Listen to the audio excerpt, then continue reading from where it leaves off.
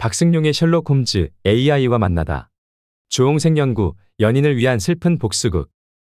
이번 글에서는 셜록 홈즈가 어떤 추론 기법을 어떻게 조합하고 활용해 사건을 해결하는지, 주홍색 연구, 4개의 서명, 바스커빌가의 개, 5개의 오렌지 씨앗 등 4편의 대표적 작품을 통해 살펴보겠다. 이들 작품은 논리적 추론법을 보여주는 장면이 뚜렷한가, 이야기 전개가 긴장감 있고 흥미로운가, 문학사적으로 독창성, 영향력, 완성도 면에서 높은 평가를 받는가를 기준으로 선정했다. 1부에서 주홍색 연구, 4개의 서명을 소개하고 이어 2부에서 바스커빌가의 개, 5개의 오렌지 씨앗을 살펴보겠다. 주홍색 연구는 단순한 셜록 홈즈 추리소설의 출발점이 아니다. 서사와 구조면에서도 참신한 실험을 감행한 작품으로 평가받는다. 특히 1, 2부로 나뉜 구성은 범죄 사건의 현재와 과거를 교차해 보여주는 서사적 장치로 이후 수많은 추리소설에 영향을 주었다.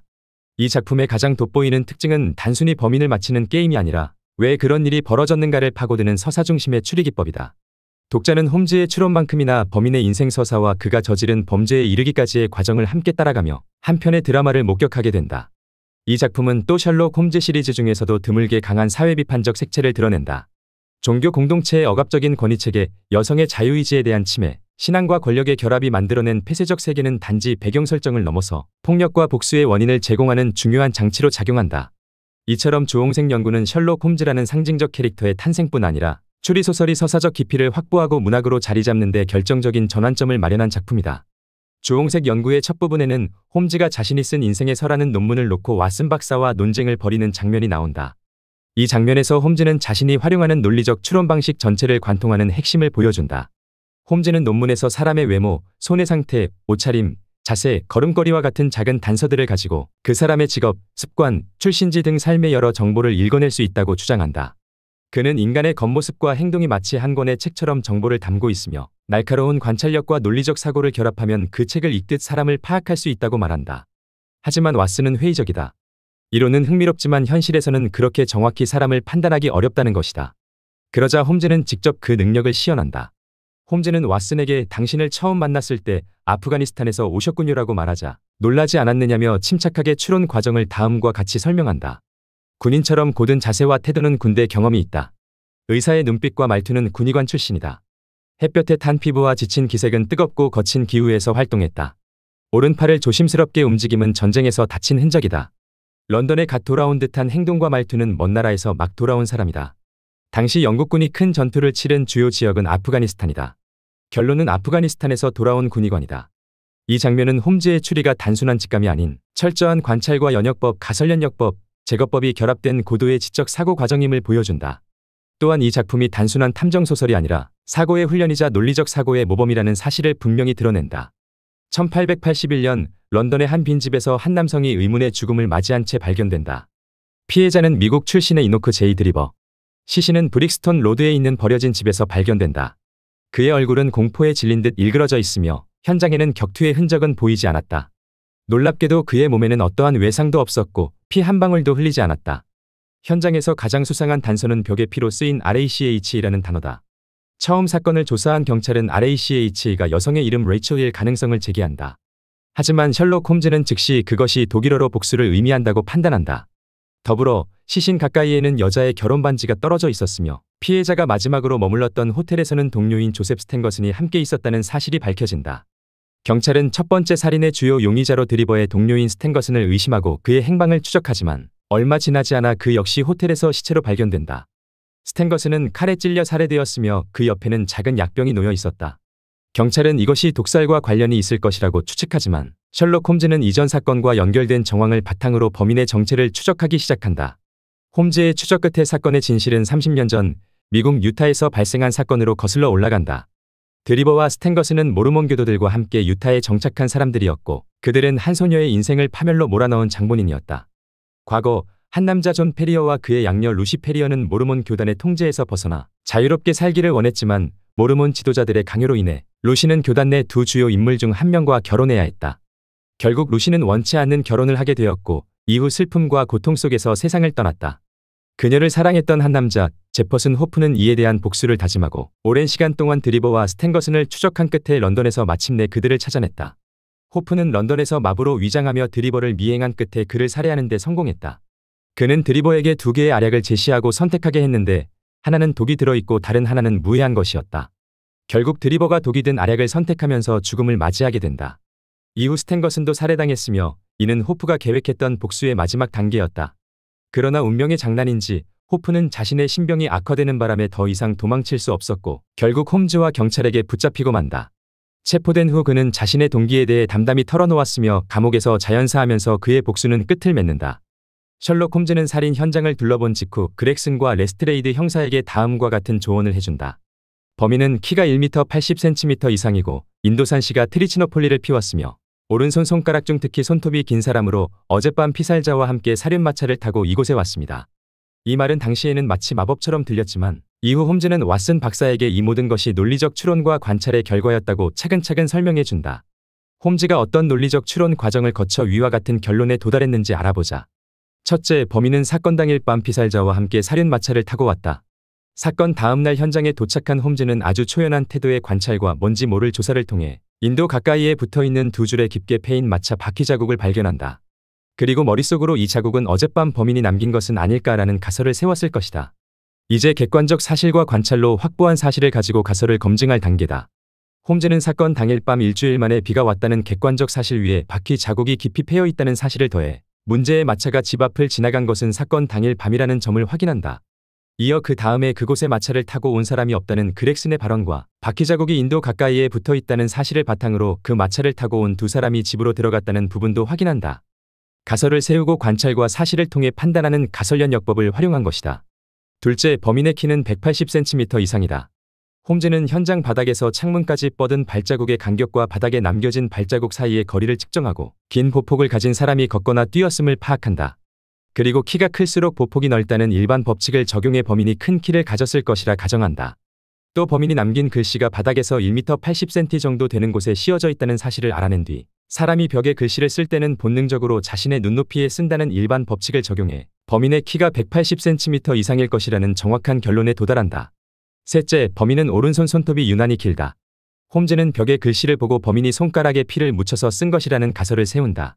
그리고 확대경으로 글씨의 굵기, 방향 등과 글씨 아래의 회벽을 관찰한 뒤 검지로 글씨를 썼으며 회벽이 약간 긁힌 것으로 보아 손톱이 평범한 사람보다 더 길다는 사실을 유추해낸다. 전형적인 가설연역법을 사용한 것이다. 넷째, 범인은 트리치노폴리 시가를 피운다. 현장에는 특별한 담뱃재가 떨어져 있었다. 홈즈는 수년 동안 다양한 종류의 담배와 시가의 재 모양을 연구해 둔 경험이 있었기 때문에 이 재가 인도산 시가 트리치노폴리에서 나온 것이라는 사실을 알아낸다. 냄새도 그 시가와 일치한다는 점을 발견하고 기존의 지식을 기반으로 구체적인 결론을 도출하는 연역적 추론으로 범인이 트리치폴리노 시가를 피웠다고 확신한다. 사건의 전모가 드러난 후 셜록 홈즈는 그동안 자신이 어떤 논리적이고 체계적인 사고 과정을 거쳐 추리했는지를 왓슨 박사에게 설명한다. 홈즈의 설명과 전체 소설의 내용을 바탕으로 각 과정의 내용과 사용한 논리적 추론 방법이 무엇인지 상세히 살펴보자. 사건 현장을 방문한 홈즈는 방 안의 시신을 들여다보며 매우 이상한 점을 감지한다. 시신은 바닥에 누워있고 주먹은 쥔 채로 얼굴은 공포에 질린 채 심하게 일그러져 있다. 몸에는 어떠한 상처도 없고 피 한 방울 흘리지 않았다. 방에는 격투 흔적도 없고 가구나 창문도 깨지지 않았다. 홈즈는 침착하게 방 안을 관찰하면서 이 죽음은 과연 자연사일까, 자살일까, 살인일까라는 질문을 머릿속에서 던졌을 것이다. 그는 각 가능성을 하나씩 점검하며 진실에 다가간다. 먼저 자연사를 생각해본다. 하지만 시신의 얼굴은 공포로 일그러져 있고 몸의 긴장이 풀리지 않은 채 주먹을 꼭 쥐고 있는 점은 순한 죽음과는 맞지 않다. 자살일 가능성도 검토한다. 그러나 방 안에는 흉기나 독극물, 자해의 흔적이 없고 구체적인 방법이 보이지 않는다. 또한 피해자의 몸에는 상처가 전혀 없다. 이런 관찰을 바탕으로 홈즈는 자연사와 자살의 가능성을 제거한다. 그렇다면 남는 건 타살, 즉 누군가에 의한 살인뿐이다.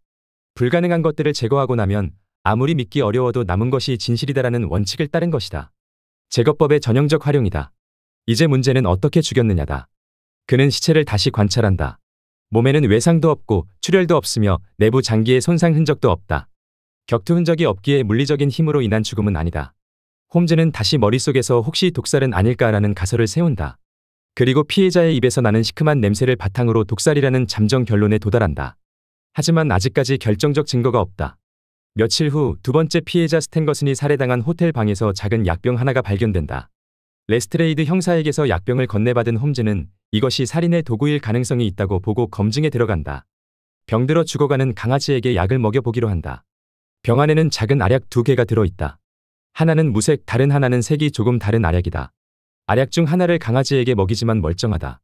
곧이어 나머지 알약을 먹인다. 강아지는 즉시 경련을 일으키며 죽는다. 이로써 피해자도 이렇게 독약 중 하나를 먹고 죽었을 것이라는 가설 역시 매우 강력해진다. 이처럼 홈즈는 사건의 본질은 살인이고 수단은 독이라는 점을 가능성을 하나씩 지워가며 진실을 좁히고 실험으로 가설을 확인해 나가는 논리적 추론으로 밝혀낸다. 두 번째 살인 사건이 발생한 직후 홈즈는 그 사건이 단순한 강도나 정치적 암살 혹은 여성을 둘러싼 감정적 범죄 중 어떤 동기에 해당하는가를 판단하기 시작한다. 그는 먼저 3가지 가설을 세운다. 이 살인은 절도를 목적으로 한 것일까? 혹시 정치적 음모가 얽힌 사건은 아닐까? 아니면 여자 문제, 즉 개인적 감정이 얽힌 복수극일까? 먼저 절도 목적이라는 가설부터 살펴본다. 피해자인 드리버와 스탠거스는 모두 일정한 재산을 갖고 있었고 사건 당시 값비싼 물건들도 주변에 있었다. 그러나 두 사람의 시신 옆에는 지갑, 시계, 보석 등 금품이 그대로 남아 있었다. 일반적인 절도 범죄에서는 가장 먼저 가져갈 물건들이 전혀 손대지 않은 상태로 방치되어 있었다는 점은 중요한 단서다. 홈즈는 이 사실을 통해 범행의 목적이 금전은 아니다라는 결론에 도달한다. 다음으로 홈즈는 정치적 목적의 암살 가능성을 의심해본다. 하지만 정치범들은 임무를 끝내면 재빨리 달아나는 반면 범인은 느긋하게 행동했고 온 방에 발자국을 남긴 것으로 보아 현장에 오래 지체했다. 따라서 이 가설도 기각된다. 이제 남은 건 개인적 원한, 특히 여자 문제에서 비롯된 복수라는 마지막 가설이다. 홈즈는 이 가설이 성립하는지를 확인하기 위해 두 피해자의 공통점에 주목한다. 그들은 모두 미국에서 왔고 같은 하숙집에 묵었으며 과거 종교 공동체와 관련된 인물들이었다. 그리고 무엇보다도 범행 현장에서 피로 쓰인 RACH라는 단어가 홈즈의 시선을 끌었다.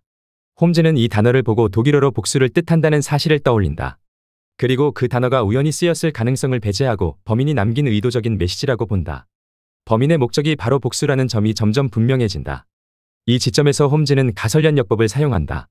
가설, 살인의 동기는 복수다. 예측, 그렇다면 피해자들은 과거에 누군가에게 원한을 살 만한 일을 했을 것이다. 사실 확인, 드리버와 스탠거스는 같은 종교 집단 소속이었다. 제퍼슨 호프라는 이름의 옛 연적을 피하기 위해 법의 보호를 요청한 적이 있다. 호프는 현재 유럽에 체류하고 있다. 확인한 사실과 예측이 일치하면서 가설이 검증된 것이다. 더불어 홈즈는 첫 번째 현장에서 발견된 여성의 결혼 반지에도 주목한다. 만약 도둑질이 목적이었다면 가져갔을 물건이었다. 그런데 범인은 피살자에게 죽었거나 자기 옆에 없는 어느 여성을 상기시키기 위해 그 반지를 이용한 것으로 보인다. 홈즈는 이 반지가 피해자들과 관련된 어떤 여성, 즉 과거에 이들이 상처 입힌 여인을 상징하는 물건일 수 있다고 판단한다. 결국 이 모든 조각들을 조합해보면 살인의 동기는 금전도 정치도 아닌 사랑과 복수였다는 사실이 드러난다. 이 결론에 이르기까지 홈즈는 절도, 정치적 암살이라는 가능성을 제거법을 통해 배제했고 복수극이라는 가설을 세운 뒤 피해자들의 과거와 현장의 단서들을 통해 그 가설이 타당한지를 검증하는 가설연역법을 활용했다. 범인의 정체가 제퍼슨 호프라는 것이 드러나기 전 홈즈는 이미 범인은 현재 런던 어딘가에서 마차를 모는 마부로 위장해 있다는 판단을 내리고 있었다. 홈즈는 브릭스턴 로드 살인 현장 부근에서 마차 바퀴 자국을 보고 말이 주인 없는 상태에서 한동안 서성거렸다는 사실을 알아낸다. 그리고 살인 현장에 있던 사람은 2명이고 말이 주인 없이 서성거렸다면 마부가 피해자 드리버와 함께 그 집에 들어간 것이라고 규칙법을 이용해 확신한다. 이 확신은 런던에서 다른 사람을 미행할 때 마부가 되는 것보다 더 좋은 방법은 없다는 일반적 사실과 만나 다음의 핵심 가설로 이어진다. 범인은 마부로 변장하여 자신이 직접 모는 마차를 이용해 도주와 범행을 반복했을 것이다. 당시 런던 마부는 어디에서든 자연스럽게 섞일 수 있는 직업이며 마차를 이용해 사람을 실어 나르고 이동할 수 있다는 점에서 이동수단과 위장이 동시에 가능한 완벽한 은신처였기 때문이다. 이 가설은 스탠거슨의 시신이 발견된 호텔 근처에서도 동일한 인상착의의 인물이 목격되고 호텔 방에서 JH는 유럽에 있음이라고 씌어진 한 달 전 정보가 발견됐으며 베이커가의 거리 소년들이 런던 전역의 마차장을 수색해 제퍼슨 호프라는 마부를 찾아냄으로써 확인된다. 이렇게 홈즈는 범인이 마부로 위장해 활동 중이었다는 사실을 가설을 세우고 그 가설이 예측하는 결과를 실제 관찰과 조사로 확인하는 방식인 가설연역법으로 증명해낸다. 더 칼럼니스트